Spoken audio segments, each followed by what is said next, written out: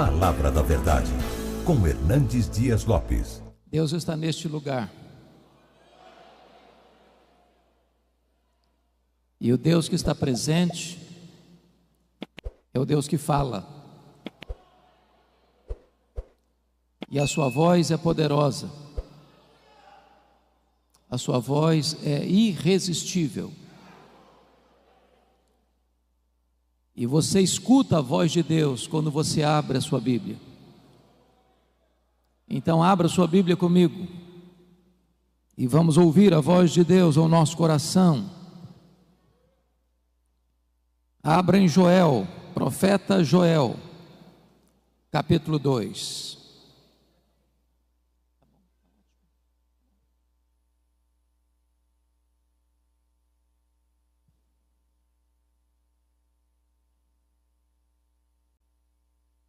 Profeta Joel, capítulo 2.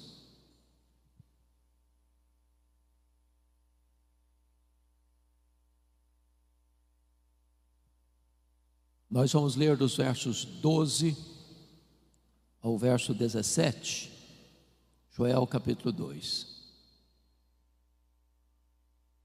Ainda assim, agora mesmo, diz o Senhor, convertei-vos a mim de todo o vosso coração, e isso com jejuns, com choro e com pranto. Rasgai o vosso coração, e não as vossas vestes, e convertei-vos ao Senhor, vosso Deus, porque Ele é misericordioso e compassivo, e tardio em irar-se, e grande em benignidade, se arrepende do mal. Quem sabe se não se voltará e se arrependerá, e deixará após si uma bênção, uma oferta de manjares e libação para o Senhor nosso Deus. Tocai a trombeta em Sião, promulgai um santo jejum, proclamai uma assembleia solene, congregai o povo, santificai a congregação, ajuntai os anciãos, reuni os filhinhos e os que mamam. Saia o noivo da sua recâmara e a noiva do seu aposento. Chorem os sacerdotes, ministros do Senhor, entre o pórtico e o altar, e orem. Poupa o teu povo, ó Senhor, e não entregues a tua herança ao opróbrio, para que as nações façam escárnio dele, porque hão de dizer entre os povos: onde está o seu Deus? Ainda nesse mesmo capítulo, versos 28 e 29. E acontecerá depois que derramarei o meu espírito sobre toda a carne. Vossos filhos e vossas filhas profetizarão, vossos velhos sonharão, e vossos jovens terão visões.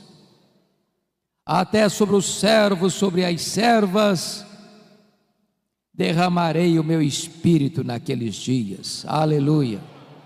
Amém. Eu estou diante de uma assembleia majoritariamente de jovens.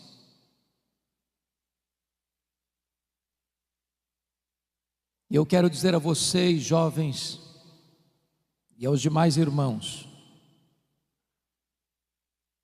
como vocês todos bem têm ciência de que nós estamos vivendo os tempos mais críticos, mais difíceis, mais amargos das últimas gerações.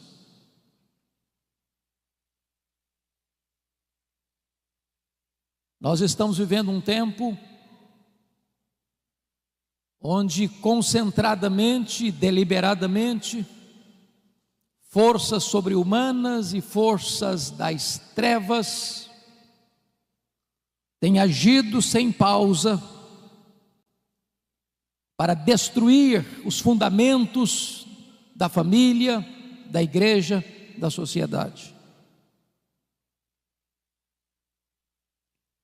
Certamente há uma grande onda de cristofobia no mundo.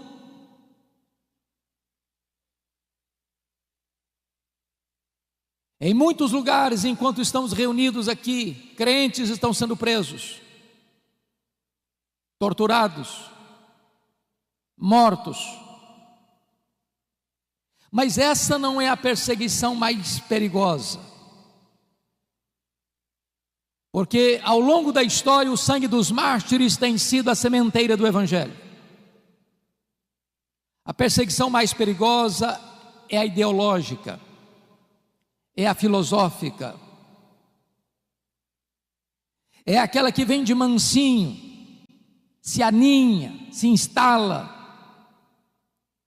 e vai minando a fé cristã, vai destruindo os fundamentos. E esta onda que nós estamos vendo hoje, nas universidades, nos parlamentos, nas cortes,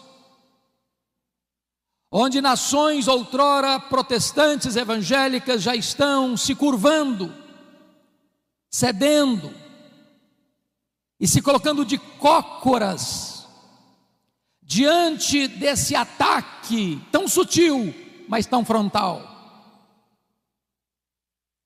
Em tempos assim, não é possível uma igreja tímida, fraca, que se conforma com este século, resistir a esta onda. Portanto, a maior necessidade nossa, na nossa geração, irmãos, é de um poderoso avivamento espiritual. Talvez você olhe para o cenário, onde na Europa a igreja parece estar coberta de cinzas, onde você olha para a América e vê as denominações históricas rendidas ao liberalismo, onde você vê no Brasil denominações que já se renderam ao liberalismo e outras mergulharam-se no sincretismo, onde uma onda de ateísmo cresce no mundo, inclusive no Brasil. Você diz, diante dessa crise, desse cenário cinzento, como esperar um avivamento? Como crer num avivamento? E eu quero dizer a vocês que os grandes avivamentos da história nasceram do ventre da crise. A crise não é um impedimento para a ação de Deus. A crise muitas vezes é o caminho mediante o qual Deus se apresenta à sua igreja, porque quando o homem não tem saída para os seus problemas, Deus abre um caminho no deserto, Deus abre um caminho no meio do mar, Deus faz o seu caminho na tempestade.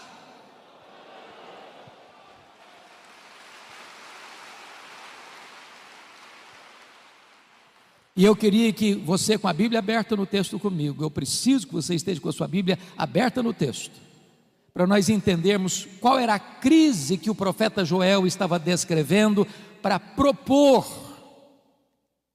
um avivamento ou uma volta profunda para Deus. Por favor, olha comigo.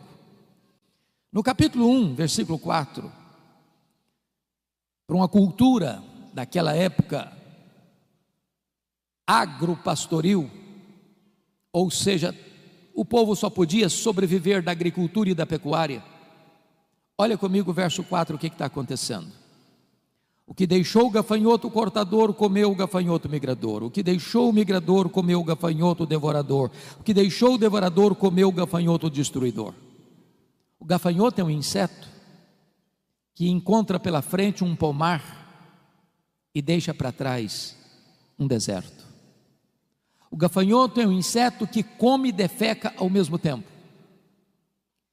E esses 4 bandos de gafanhotos trouxeram uma devastação total para a agricultura daquele tempo. Se não bastasse isso, em segundo lugar, veja comigo o verso 10, capítulo 1. O campo está assolado e a terra de luto, porque o cereal está destruído, a vide se secou, as olivas se murcharam. O que você nota aqui é um cenário de seca severa. As chuvas não descem, o solo não produz, não tem alimento, os armazéns estão vazios, os celeiros estão vazios, a mesa está sem comida.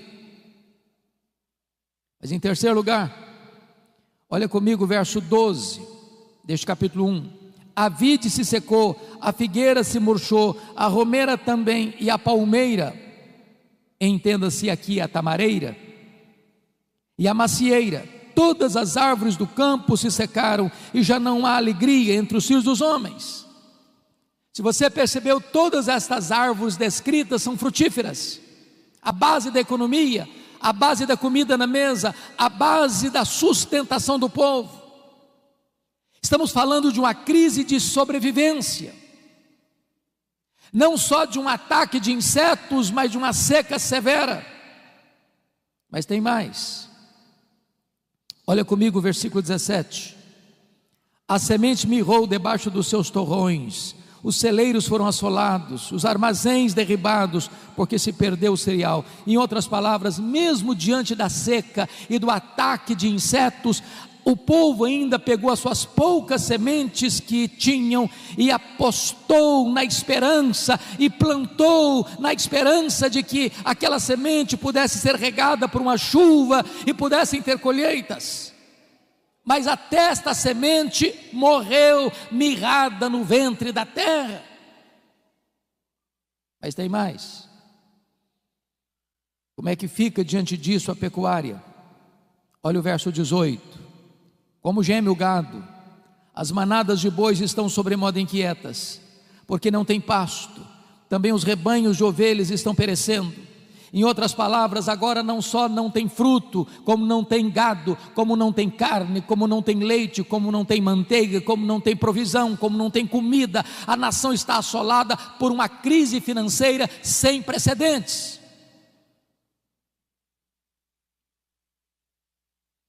Se você perceber, a crise não fica só aí. Quando chega no capítulo 2, o profeta faz a descrição de uma invasão militar. Muito provavelmente ele está descrevendo aqueles dias vividos pelo rei Ezequias, quando o reino do norte, cuja capital era Samaria, caiu no poder da Síria. E agora este mesmo poderoso exército que derrotou as 10 tribos do norte, cerca Jerusalém. Um poder irresistível. E a descrição que ele faz no capítulo 2 é de que o povo está completamente cercado, entrincheirado, encurralado e não tem condições de oferecer resistência a este poderoso exército que está cercando a cidade. Este é o cenário. Crise política, econômica. Se você perceber comigo no capítulo 1, versículo 9, a igreja está sofrendo as consequências. Cortada está da casa do Senhor a oferta de manjares e a libação, e os sacerdotes, ministros do Senhor, estão enlutados. Então tem crise na igreja, tem crise no Estado, tem crise na economia, tem crise na política, tem crise social, tem crise para todo lado. O que fazer numa hora dessa? É aí que entra o capítulo 2, versículo 12, que nós lemos. Ainda assim, agora mesmo, diz o Senhor, convertei-vos a mim. O Brasil está em crise, o mundo está em crise, os homens estão desesperados. Mas quando na crise o povo de Deus se volta para Deus, nasce o sol da esperança, nasce a cura, nasce a restauração. E eu gostaria que você olhasse comigo nesta noite, quais são esses aspectos dessa volta para Deus, a natureza dessa volta para Deus. Primeiro, é uma volta para uma relação pessoal com Deus. Olha o verso 12: convertei-vos a mim. Não se trata de uma relação institucional. Não se trata apenas de você ser membro de Canaã ou de qualquer outra comunidade cristã evangélica de Fortaleza. Se trata sim de uma relação pessoal de você com Deus, de você se voltar para Deus, de você conhecer a intimidade de Deus, de você saber quem é Deus na sua vida, na sua história, é de você se render por completo ao Deus vivo e todo-poderoso, que pode pegar você hoje e levantar você, e revestir você de forças, e avivar o seu coração.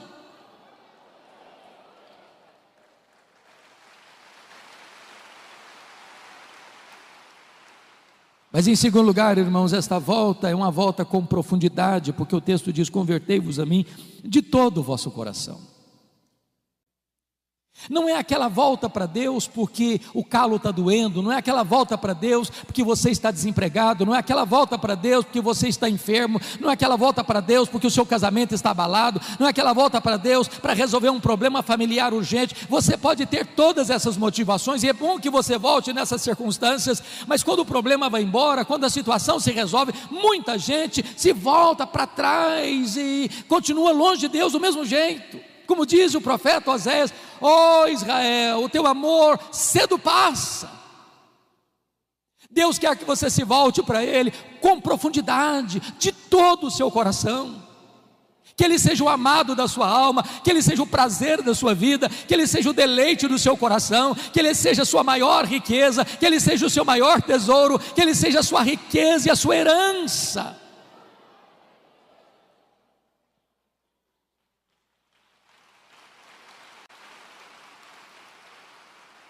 Mas em terceiro lugar, essa volta para Deus é uma volta com diligência, porque o versículo 12 diz: convertei-vos a mim de todo o vosso coração, e isso com jejuns. Parece-nos que este é um exercício espiritual, uma disciplina espiritual desprezada dos nossos dias. O que é jejum? Qual foi a última vez que você jejuou para se voltar para Deus? Jejum é quando você se abstém do bom pelo melhor. Quando você come, você se alimenta do pão da terra. Mas quando você jejua, você se alimenta do pão do céu. O pão da terra é um símbolo do pão do céu. Mas quando você abre mão do pão da terra para jejuar, você está dizendo que o pão do céu é mais importante e é mais saboroso do que o pão da terra. Jejum é fome de Deus. A nossa geração está tão acostumada com o sabor do pão da terra que perdeu o sabor do pão do céu. A nossa geração está tão acostumada com o pão da terra que perdeu o apetite pelo pão do céu. E nós precisamos buscar a Deus, entendendo que não só de pão vive o homem, mas de toda a palavra que procede da boca de Deus.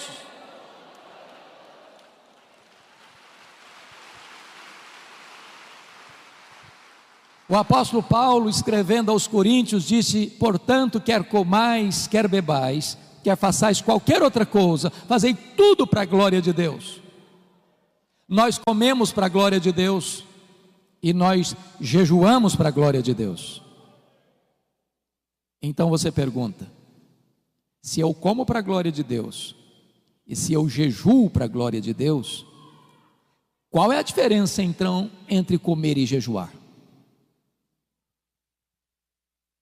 É que quando você come para a glória de Deus, você se alimenta do símbolo do pão do céu. Mas quando você jejua para a glória de Deus, você se alimenta do próprio pão do céu. Oh, irmãos, nós precisamos nos voltar para Deus, desejando mais a Deus do que as bênçãos de Deus. Mais a presença de Jesus, como cantamos, do que dinheiro, do que sucesso, do que prazeres. Mas em quarto lugar, irmãos, essa volta para Deus, confiram comigo, esta volta para Deus precisa ser uma volta com quebrantamento, porque o verso 12 ainda diz: convertei-vos a mim com choro e com pranto. Às vezes nós estamos voltando para Deus com o coração seco demais e com os olhos enxutos demais. Qual foi a última vez que você chorou voltando-se para Deus? Qual foi a última vez que você chorou como Neemias chorou ao saber da realidade dramática do seu povo, o estado da sua igreja? Qual foi a última vez que você chorou como Davi chorou ao ver a sua família nas mãos do inimigo? Qual foi a última vez que você chorou como Pedro chorou pelos seus próprios pecados?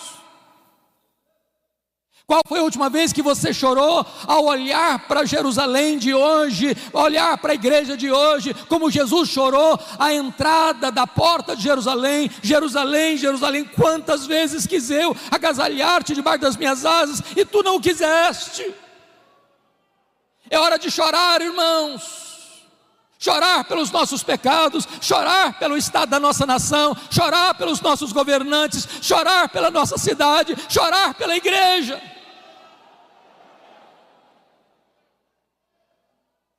Mas notem mais, esta volta para Deus, em quinto lugar, precisa ser uma volta com sinceridade, porque o verso 13 diz: rasgai o vosso coração e não as vossas vestes, e convertei-vos ao Senhor vosso Deus.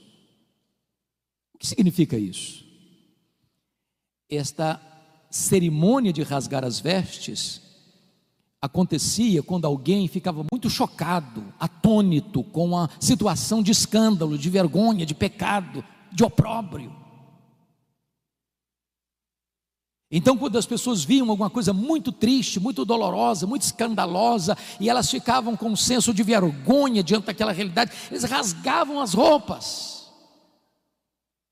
Mas de repente a cerimônia ou o fato de rasgar as roupas foi se tornando um hábito, um costume, e virou um emblema de uma espiritualidade hipócrita, mentirosa,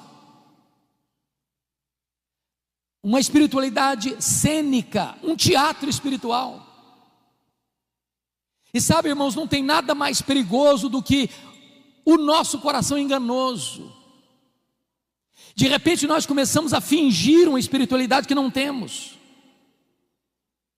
De repente nós temos uma espiritualidade de palco, de performance, de teatro, onde nós passamos uma ideia de que somos cheios do Espírito Santo quando estamos secos. De repente nós passamos uma espiritualidade de gente de Deus, de cheio do Espírito Santo, de oração e de piedade, que isso não acontece mais.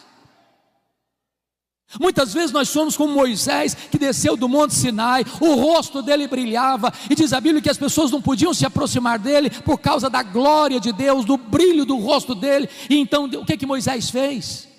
Ele pôs um véu no rosto, para que as pessoas pudessem se aproximar.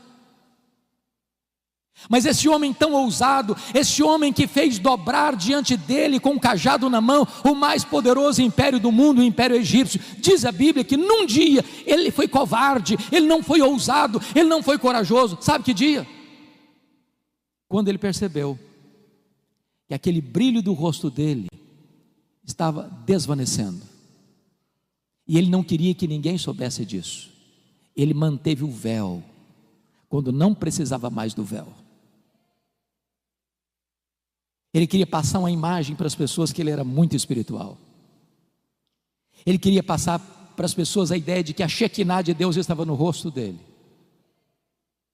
E diz Paulo, nesse dia ele não foi ousado. E você e eu, se queremos experimentar um poderoso reavivamento espiritual, precisamos ter muito cuidado com os clichês, com os jargões que nós criamos. Às vezes nós vamos orar, damos uma tremidazinha na voz para passar a ideia que nós somos espirituais. Deus não se importa com isso. Ele conhece o coração. Ele está dizendo, rasgue o coração, rasgue o coração, rasgue o coração nessa volta para mim.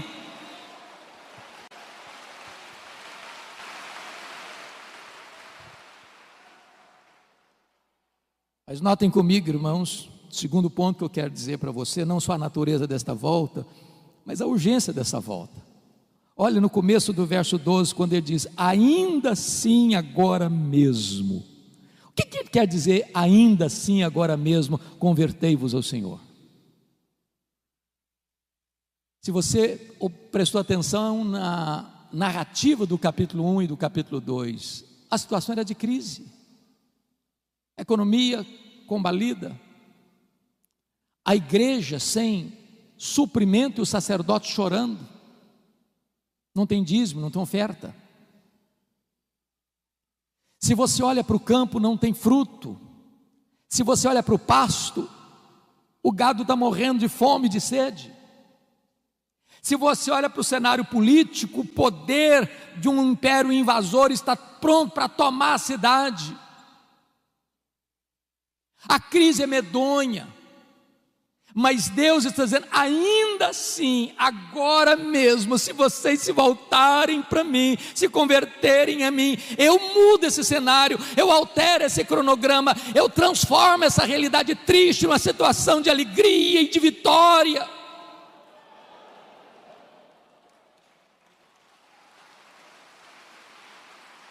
Os destinos de uma nação, irmãos, não estão nas mãos dos governantes. Não é de Brasília que procede a restauração da nação, é do coração da igreja de Jesus Cristo. O Senhor Deus disse: se o meu povo, que se chama pelo meu nome, se humilhar e orar e me buscar e se converter de seus maus caminhos, então eu ouvirei dos céus, perdoarei os seus pecados e sararei a sua terra. Em tempos de avivamento, Deus levanta a igreja e Deus restaura a nação. Eu quero conclamar você, jovem, você pai, você mãe que está aqui. É tempo de nós nos voltarmos para Deus. Não dá para esperar mais, não dá para sermos crentes meia boca mais, não dá para sermos crentes mornos mais, não dá para sermos gente descomprometida mais. É tempo de nos voltarmos para Deus. Isso é urgentíssimo.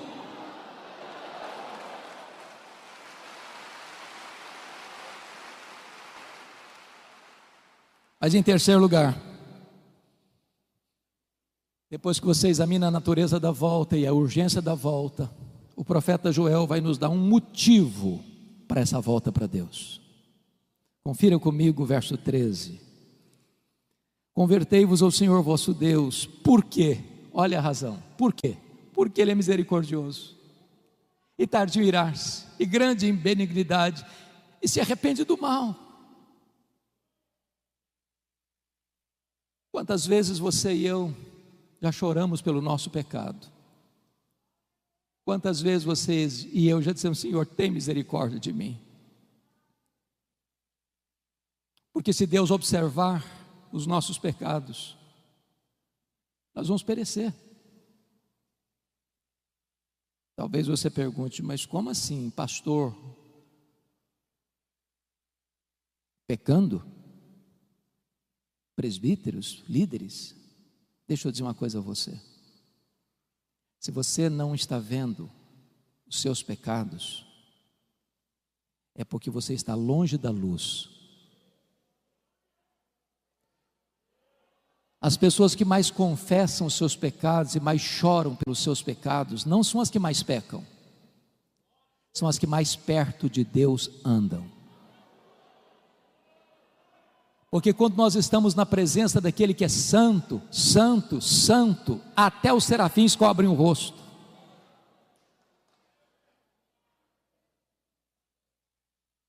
Talvez uma das maiores necessidades nossas, meus irmãos, é que Deus abra os nossos olhos para entendermos quão santo é o nosso Deus.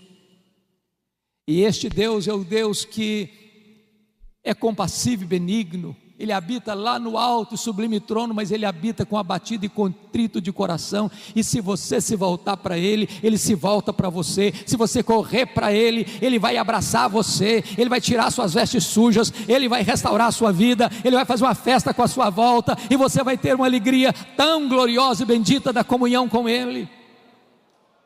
Então você e eu não temos que fugir de Deus, nós temos que correr para Deus. Se você, jovem, está pecando contra o seu Deus, se você caiu, se você desobedeceu, se você está longe de Deus, não fuja de Deus, fuja para Deus. Ele é o abrigo, Ele é o perdoador, Ele é o restaurador, Ele cura, Ele liberta, Ele salva, Ele levanta, Ele enche com o Espírito Santo, Ele usa a sua vida para a glória do seu nome. É a misericórdia dEle que nesta noite deve nos levar de volta para os seus braços.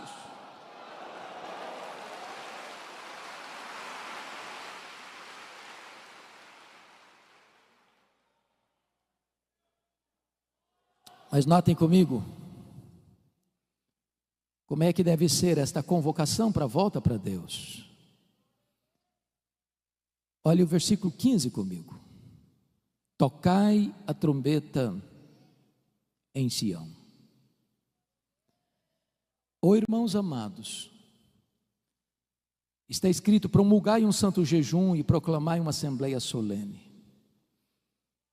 O que esse texto está dizendo é que o seu e o meu problema não está lá fora, está aqui dentro do nosso coração. A trombeta não é tocada para fora dos muros, a trombeta é tocada para dentro de Sião.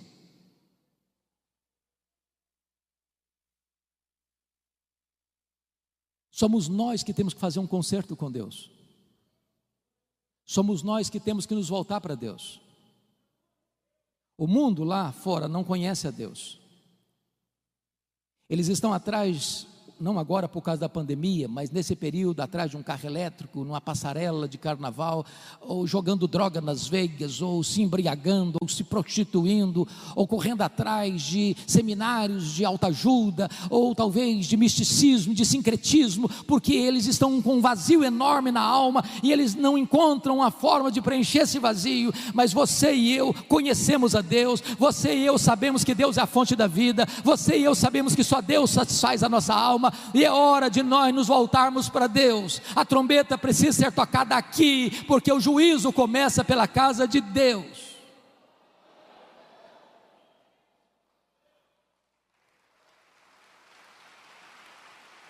O nosso maior problema não vem de fora, mas vem do nosso próprio coração. E é curioso, meus amados, que há um momento em que o jejum deixa de ser particular. Jesus disse que quando você for jejuar, não é se, é quando, porque pressupõe que crente jejua. Você deve lavar o rosto, você não deve fazer propaganda, você não deve trocar trombeta. Mas há um momento em que a crise é grande e é geral. Esse jejum não é mais particular, esse jejum é convocado, é conclamado, ele é geral, ele é para todos. E quem sabe nós precisamos hoje, irmãos, dizer: meu Deus, nós precisamos nos voltar para Ti. E todos precisam voltar. Você precisa voltar. É necessário conclamar um jejum solene, uma convocação solene, uma assembleia solene, para que todos se voltem para Deus. Mas quem são esses integrantes que vão voltar para Deus? Confira comigo, por gentileza, o versículo de número 16: congregai o povo, santificai a congregação, ajuntai os anciãos. Primeiro, os anciãos. Quem são os anciãos? São os líderes. Os primeiros a pôr o pé na água são os líderes. Os primeiros a acertar a vida com Deus são os líderes. Os primeiros a buscarem a Deus são os líderes. Os de cabeça branca precisam puxar essa fila.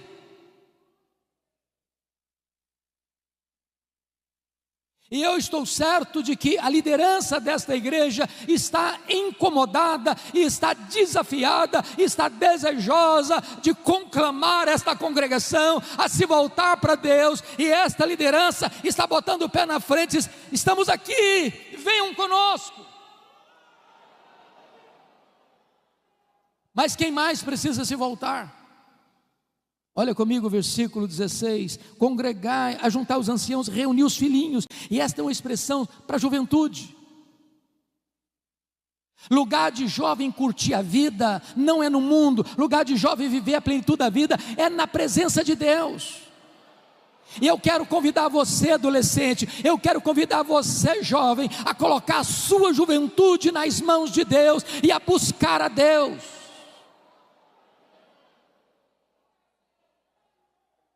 Eu ontem compartilhei com o pastor Gessé da minha alegria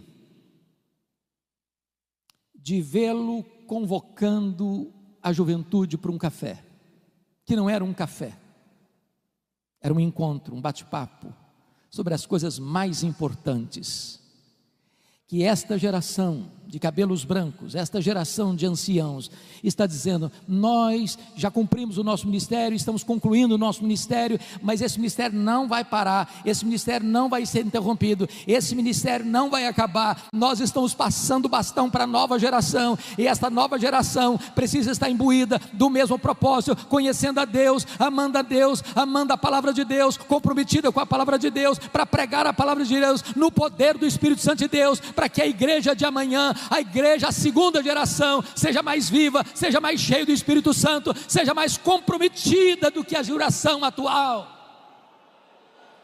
Você, jovem, não está dispensado deste encontro com Deus. Se você olhar para a história da igreja, talvez os dois maiores avivamentos depois da reforma do século XVI aconteceram sob a liderança de jovens. O avivamento da Inglaterra do século XVIII começa com estudantes da Universidade de Oxford. Avivamento que levanta a igreja das cinzas e que restaura a nação de uma crise medonha. No começo do século XX, no país de Gales, um país marcado pela jogatina e pela prostituição, o avivamento começa com um adolescente, Evan Roberts. E durante 6 meses, 100.000 pessoas salvas, a nação impactada, os estádios de futebol ficaram vazios e as igrejas lotadas, e Deus restaurou aquela nação. Então eu quero conclamar você, adolescente, eu quero conclamar você, jovem, para você se voltar para Deus e experimentar um poderoso avivamento em seu coração nesses dias. Mas quem mais deve se voltar? Confira comigo o versículo 16: também reuni os que mamam. Eu tenho visto muita gente: não, criancinha não pode ir para a igreja, é muito melindroso, é muito pequenininho, é muito sensível, é muito vulnerável. Na nossa geração, traziam-nos para a igreja, quase que logo depois do parto. Estamos vivos até hoje. Igreja é lugar de criança.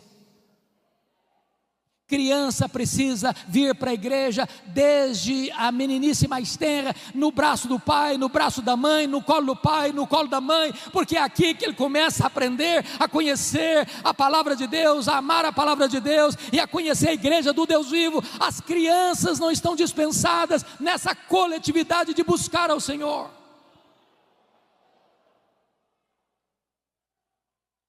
Mas preste atenção.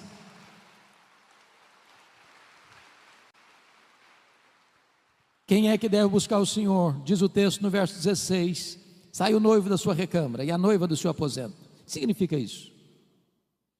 Vocês que conhecem a Bíblia sabem que na cultura judaica, quando um rapaz se casava, uma moça se casava, esse rapaz era dispensado do serviço militar durante 1 ano, para desfrutar da vida conjugal.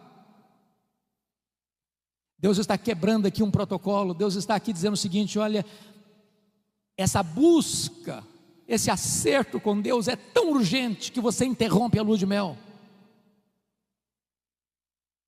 Até no dia das núpcias de um rapaz e de uma moça, ele e ela não estão dispensados desta volta para Deus, desta busca de uma restauração espiritual. Mas o que me marca profundamente, irmãos, é que no verso 17, Deus destaca alguém nessa busca, porque está escrito: chorem os sacerdotes ministros do Senhor. Quem são os sacerdotes? Os sacerdotes eram aqueles que ensinavam a lei, os sacerdotes eram aqueles que oravam pelo povo, os sacerdotes eram aqueles que ofereciam sacrifícios pelo povo. Há um peso maior nos ombros dos pastores.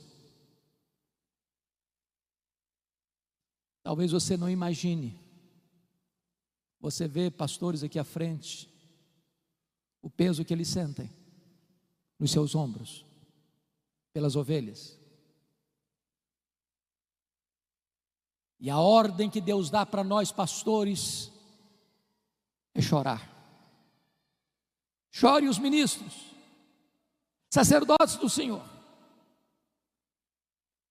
E o que deve levar um pastor a chorar num tempo de crise, buscando avivamento?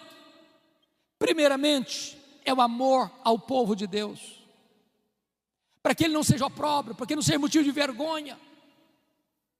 A igreja evangélica brasileira, irmãos, está sendo mais conhecida na mídia pelos seus escândalos, líderes presos, acusados dos crimes mais vergonhosos. E nós pastores precisamos chorar, dizer: meu Deus, não deixa a tua noiva passar vergonha, não deixa a tua igreja ser enxovalhada neste mundo, não deixa a tua igreja ser motivo de piada no mundo, não deixa a tua igreja passar por esse vexame público. Salva o teu povo disso.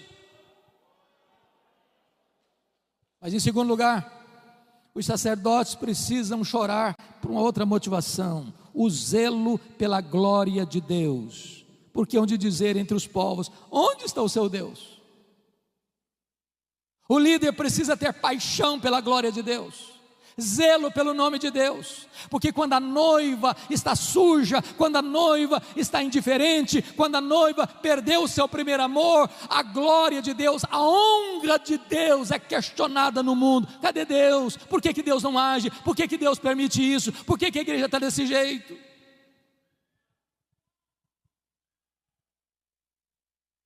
Mas notem comigo, irmãos, que quando o povo atende à conclamação de Deus, um milagre extraordinário começa a acontecer. E a primeira coisa, confira comigo o verso 18, porque tem uma palavra aí que é a dobradiça do texto, é o elo de ligação do texto. Então, o Senhor se mostrou zeloso da sua terra e compadeceu-se do seu povo. Oh, irmãos, nós aguardamos esse tempo de avivamento. Sabe o que vai acontecer? Deus reverte tudo aquilo que estava descrito de crise no capítulo 1. Se não, vejamos. Primeiro, olha o versículo 19 comigo. E respondendo lhe disse: eis que vos envio o cereal e o vinho e o óleo, e deles sereis fartos, e vos não entregarei mais ao opróbrio entre as nações. A economia é recuperada. Quem restaura a economia é o próprio Deus. Segundo lugar, olha comigo o versículo 20. Diante do cerco do inimigo, olha o que vai acontecer: mas o exército que vem do norte eu removerei para longe de vós, lançá-lo-ei em uma terra seca e deserta. O inimigo que está entrando, invadindo, ameaçando, Deus o dispersa, Deus dá livramento. Terceiro, numa época de chuva, de seca, olha o resultado no verso 23. Alegrai-vos, pois, filhos de Sião, regozijai-vos no Senhor vosso Deus, porque Ele vos dará em justa medida a chuva, fará descer como outrora a chuva temporã e a serôdia. Agora não tem mais seca, tem chuva. Quarto lugar, diante do ataque dos gafanhotos, olha o resultado no verso 25: restituir-vos-ei os anos que foram consumidos pelo gafanhoto migrador, pelo destruidor, pelo cortador, o meu grande exército que enviei contra vós outros. Agora preste atenção: quem mandou os gafanhotos? Não foi o diabo? Eles não vieram de moto próprio. o próprio Deus mandou os 4 grupos de gafanhotos, como disciplina ao seu povo, para que o seu povo se voltasse para Ele. Oh, irmãos amados, Deus está tocando trombetas aos nossos ouvidos. A crise mundial é uma voz altissonante de Deus à sua igreja: meu povo, volte-se para mim, volte-se para mim, volte-se para mim. Que quem tem poder de reverter essa crise sou eu. Quem tem poder de suspender essa crise sou eu. Quem tem poder de levantar a igreja e restaurar as nações sou eu.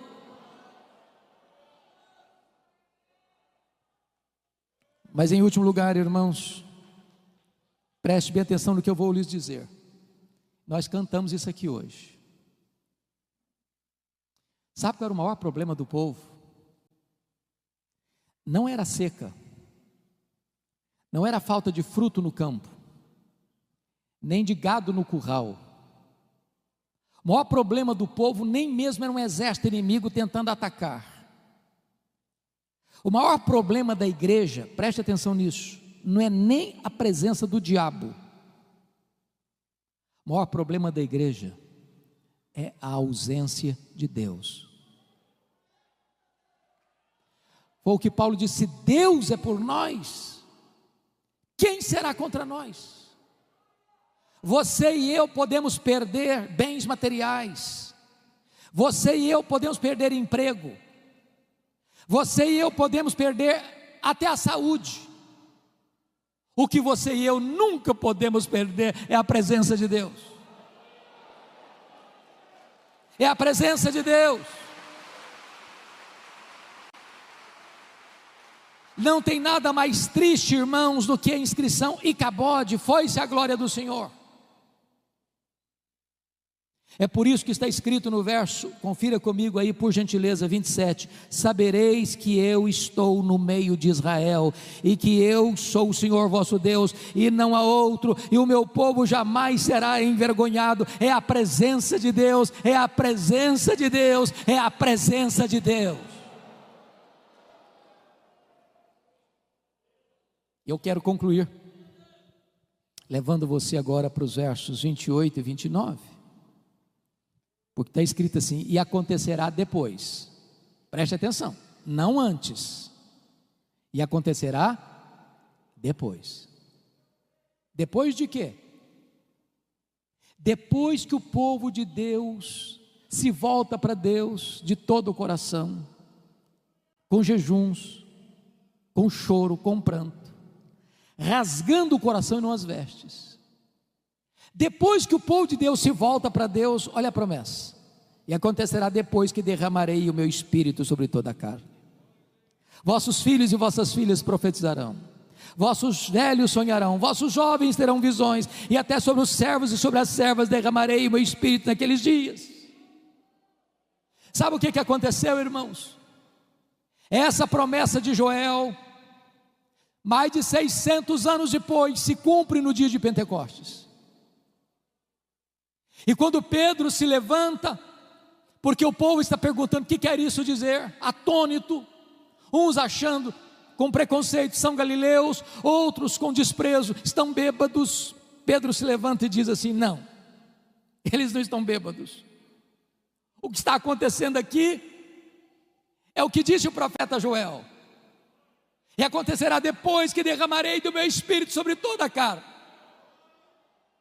E esta promessa não é apenas para nós, não é apenas para vós, é para os vossos filhos, é para aqueles que estão ainda longe, é para quantos o Senhor nosso Deus chamar. Significa o seguinte: essa promessa de Joel é para a igreja evangélica, Assembleia de Deus, Ministério Canaã. Esta promessa é para você que está aqui hoje, nesta noite. Esta promessa é para você que está acompanhando este culto pela internet. Esta promessa é para a igreja evangélica brasileira. Esta promessa é para os nossos dias.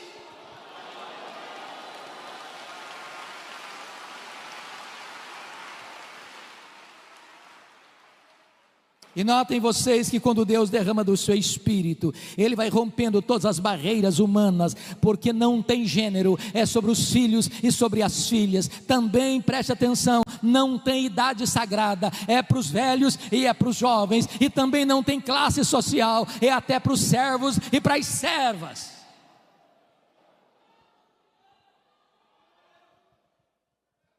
E diz o texto, duas coisas eu destaco para fechar: vossos filhos e vossas filhas profetizarão. Ô pastor, como é bom ter a perspectiva de ver jovens se levantando para pregar. Deixa eu lhes dar um pequeno testemunho. Quando eu nasci, minha mãe me consagrou para Deus, para ser pastor, porque ela tinha que fazer uma escolha entre a vida dela e a minha. O médico disse: não dá para salvar os dois, tem que fazer uma escolha. E a minha mãe disse: eu não abro mão desse filho, estou pronto a morrer por ele, a dar minha vida para ele, mas eu não desisto dele. E a minha mãe fez um voto para Deus e disse: se esse filho sobreviver, eu quero que ele seja um pastor, eu o consagro para ser um ministro do Evangelho. Deus ouviu a oração da minha mãe e eu nasci. Mas a minha mãe, sábia que foi, nunca me contou esse projeto dela com Deus, porque ela não queria que eu fosse sugestionado para um seminário. Ela queria que Deus me chamasse. E o meu sonho de criança, de adolescência e de juventude era ser advogado e político. Eu não abria mão de assistir todos os comícios da minha cidade. No dia que eu fiz 18 anos, eu tirei meu título, me filiei num partido e tinha sonhos. E um dia eu estou conversando com um homem de Deus e disse para ele: depois que eu realizar os meus sonhos, que eu for um homem bem sucedido profissionalmente, eu vou entrar num seminário, fazer teologia e me preparar para servir a Deus melhor. E esse homem usado por Deus botou o dedo no meu nariz e disse: você quer dar as sobras para Deus? Deus quer você agora, com a sua juventude, com a sua inteligência, com a sua força. E aquela palavra entrou no meu coração como uma flecha. E aquele dia foi o dia do meu chamado para o ministério. Eu quero dizer para você, jovem, que hoje esteve no café da manhã, e outros mais que Deus há de levantar, que você possa se levantar para ser um pregador poderoso da palavra de Deus na nossa geração. Que o melhor dos nossos filhos se levantem como pregadores nessa geração. Vossos filhos e vossas filhas profetizarão.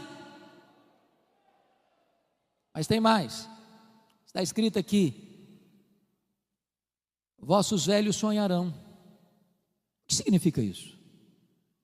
Não é que você comeu um pouco mais no jantar e de noite sonhou, não. Se você perceber a marca do velho, e eu posso dizer isso porque meus cabelos já estão brancos, é que nós vivemos das glórias do passado. Nós começamos a ler a vida pelas lentes do retrovisor.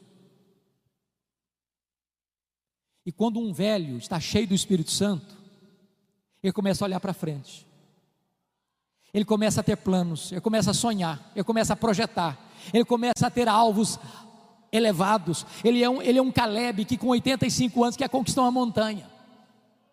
Então deixa eu dizer uma coisa para você que de cabelos brancos: não tem aposentadoria no reino de Deus. Enquanto você tiver fôlego de vida, enquanto você tiver um fiapo de vida, você está convocado a fazer a obra de Deus.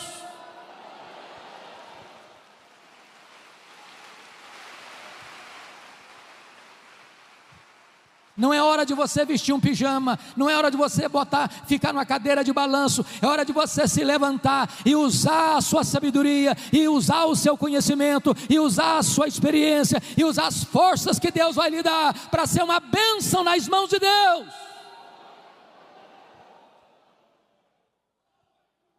Mas o texto conclui dizendo: e os vossos jovens terão visões.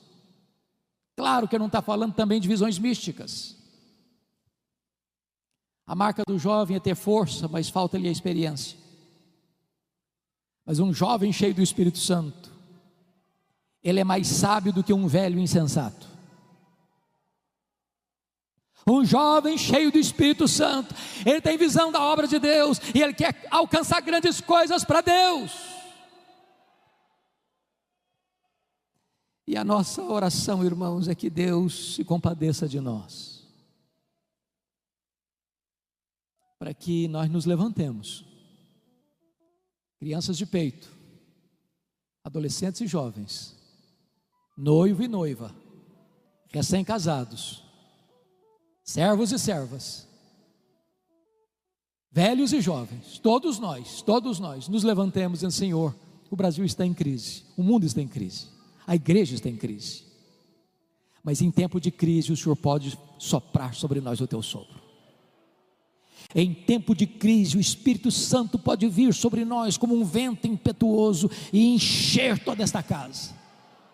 Em tempos de crise o Espírito Santo pode descer em línguas como de fogo e pousar sobre cada um de nós e ficarmos cheios do Espírito Santo.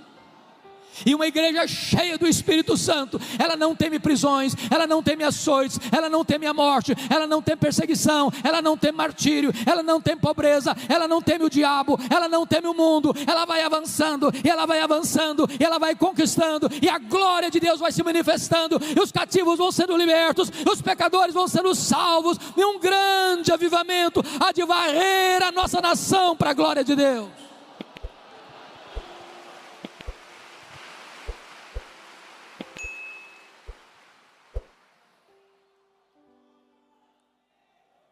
Você quer esse avivamento, irmão? Você anseia por ele? Não dá mais para esperar. Ainda assim, agora mesmo, diz o Senhor: convertei-vos a mim de todo o vosso coração. Que Ele nos ajude. Amém.